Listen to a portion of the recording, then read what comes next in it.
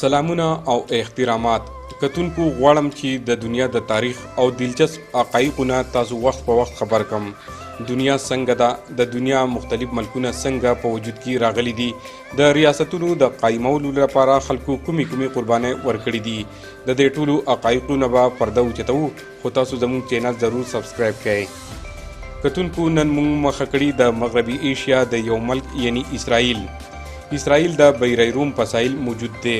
د اسرائیل په شمال کې لبنان، شمال مشرق کې شام، مشرق کې اردن، جنوبي مشرق کې فلسطین، جنوب کې مصر دی. څنګه چې نور عرب ملکونه د تاریخ حواله سره پیژنګلو لري، همدارنګه د اسرائیل هم لوړ تاریخ دی، کوم چې په زرګونو کاله زوړ تاریخ په خپل سینې کې خوندي ساتي. خو موږ به نن په خپل ویډیو کې د ماضی د ذکر سره د هغه حقایق نه هم پرده پورته کوو د کومې نه چې وړاندې تاسو لا علم وای. کتونکو د اسرائیل د تاریخ حواله سره به دومره وویم چې دا ملک په 1615 عیسوي کې عرب مسلمانانو فتح کړی و. د دې نه وړاندې دا علاقه د عیسائی حکمرانانو په قبضه کې وه. د مسلمانانو قبله اول د عیسایانو معتبر مقام او د دیواری ګیر یا د موجودګۍ له کبله دا د مسلمانانو، عیسایانو او یهودیانو یو مذهبي علاقه ده، او هم دا وجه ده چې هر یو په دې کوشش کې دی چې دا ملک دی د هغوی قبضې ته راشي. د مسلمانانو په لاسو په 1615 عیسوي کې د پته کېدو نه پس دا علاقه 1300 کاله د مسلمانانو په قبضه کې وه. 600 کالو پورې عباسی او صلیبي جنگجو بار په دې ملک د قبضې کولو کوششونه کول. په 1260 کې دا سرزمین د مملوک امپایر برخه جوړه شوه. په 1514 عیسوي کې د ترکی عثمانیو قبضې ته لاړل. د وړاندې جنگ عظیم نه پس چې کله ترکی مات شو، نو برطانیې دلته قبضه وکړل. برطانیې په 1920 کې د علاقه تقسیم کړل. بیا دنیا هغه وخت هم ولیدو کله چې د هټلر په لاسو یهودي آبادی په ختمېدو شوه. په لکونو شمیره یهودیان په زهریلا ګیس، په تورو او په بمونو هلاک کړای شوه. خو په برطانیې کې مقیم یهودیان او کوم چې د هټلر نه بچ پاتې شوي وو، ټولو د برطانیې راج خلاف اواز پورته کړو او ټول بچ شوي یهودیانو د اسرائیل طرف ته روخ وکړو. اسرائیل طرف ته تلل او په دې ملک ول ځای ورکول په برطانیې د نور ملکونو او یهودیانو دباو وو. 15 مئی 1940 کې اقوام متحده د اړخنه فلسطین لپاره یو کمیټه جوړه شوې وه. 3 سپتمبر 1940 کې کمیټه دا ریپورت وړاندې کړو چې د برطانیې د اسرائیل نه د وټو وروسته به دا ملک په یهودي او عرب آبادی کې تقسیم کړي شي او دوه ملکونه به جوړ کړي شي او یروشلم ښار دی د دوه ملکونو نه جدا کړي شي او د بین الاقوام په نگرانۍ کې دي شي. د یهودیانو تنظیم جیوش ایجنسی د قرارداد په مکمل توګه ومنلو، خو عرب ملکونو د قرارداد په مکمل توګه مسترد کړو. 16 مئی 1948 کې برطانیې دا ملک پرېښودو او د دې علاقې نه ووتل. خو برطانیې د وتو نه وړاندې د ځخانه جنګۍ له پوکې ورکو د کومې په اور کې چې په زرګونو فلسطینیان وسوځېدل. په لکونو شمیره فلسطینیان مجبوره شوه او دا سیمه یې پرېښوه.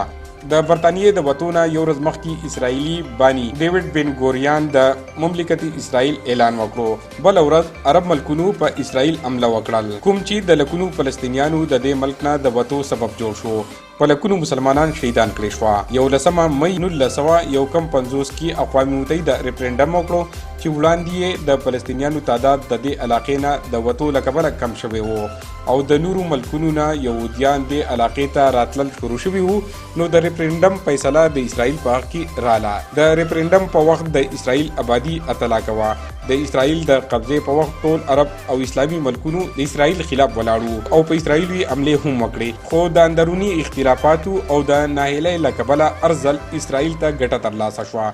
اسرائیل ته راغلي یهودیان په دې نیت راغلي وو چې د یهودیانو به ځان له ملک وي، په کومه کې چې به هغوی په سکون سره ژوند وکړي. خو په شروع کې ارسه الټه شوه، ځکه چې د یورپ سره تعلق لرونکي شتمن یهودیانو ته د عربو پرېښودې شوي کورونه او روزګارونه ورکړې شوه. خو د عرب ملکونو او افریقې نه تللي یهودیانو ته د مهاجرینو په کیمپونو کې ځای ورکړی شو. په 1960 کې اسرائیل د ارجنټاین نه د هالوکاست یو مجرم ونیو او اسرائیل ته راوست او د عدالت نه ولا د سزای موت حکم جاری کو او په باقاعده توګه پانسي کړو. په کال 1979 کې د مصر صدر انور السادات په وړاندې ځل د اسرائیل سرکاري دوره وکړل. د دې نه وړاندې یو عرب ملک هم د اسرائیل وجود منلو ته تیار نه و. خو نن د اسرائیل او امریکې د فنډینګ له وجې یو شمېر اسلامي ملکونو د اسرائیل په حمایت کې ولاړ دي. خو پاکستان واحد اسلامي ملک دی کوم چې د اسرائیل وجود د سره مني نه. پاکستانی پاسپورت باندې صفا لیکل شوی دی چې دا پاسپورت د اسرائیل نه علاوه د ټولي دنیا لپاره کرامت دی. که د اسرائیل باره کې خبره وکړو نو د دې ملک افیشل نوم سټیټ اف اسرائیل دی. د ریفرنډم په وخت کې د دې ملک رقبه 14,000 کیلومتر وه، خو په 1980 کې د شوي جنگ نه پس دا رقبه د 20,000 کیلومتر نه هم سیوا شوه. د خپلې رقبې لیاز سره دې ملک ته د دنیا 150 نمبر ترلاسه دی او د آبادۍ لیاز سره دا ملک 90 نمبر لوی ملک دی. د اسرائیل سفارتي تعلقات د دنیا د 150 ملکونو سره قایم دي. د عرب لیگ 3 ملکونو اردن، مصر او موریتانیا د اسرائیل سره خپل سفارتي تعلقات قایم کړي دي، خو د مصر عوام اسرائیل خپل دشمن ګڼي.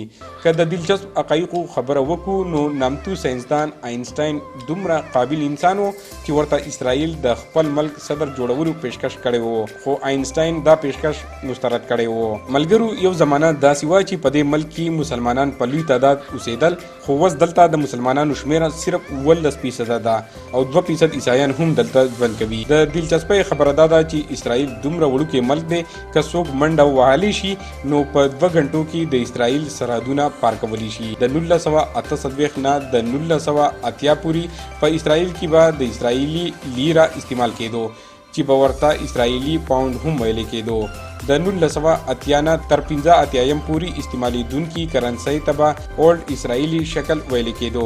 د 1985 نه تر دې دمه چلیدونکي کرنسۍ ته جدید شکل ویلی شي، کوم چې د پاکستان د 40 روپو برابر کرنسي ده. د یروشلم په نیم ښار د فلسطین او په نیم ښار د اسرائیل قبضه ده او څو کاله اګاو اسرائیل دې ښار ته د دارالحکومت د درجې ورکولو اعلان هم کړی و. د تاریخ د پاڼو تر مخه دا ښار 2 پیرې د سپاستۍ نه هم میټاو شوی و. د دلچسپۍ خبره دا ده چې 30 پیرې د دې ښار محاصره شوي او 52 پیرې په دې ښار حملې شوي دي. په اسرائیل کې د ټولو نه زیات کمپیوټر استعمالیږي او د امریکې، روس او چاینا نه پس او د ټولو نه زیات ایرپوس والا ملک هم اسرائیل دی. موټرولا موبایل کمپنی هم د اسرائیل ده. کتونکو دا و د اسرائیل حوالې سره دلچسپ معلومات باندې مبني ویډیو. امید لرم چې تاسو به خوښه شوي وي. د بل نوي ملک د سفر پورې زه غواړم اجازت د تل پاتې خدای په امان.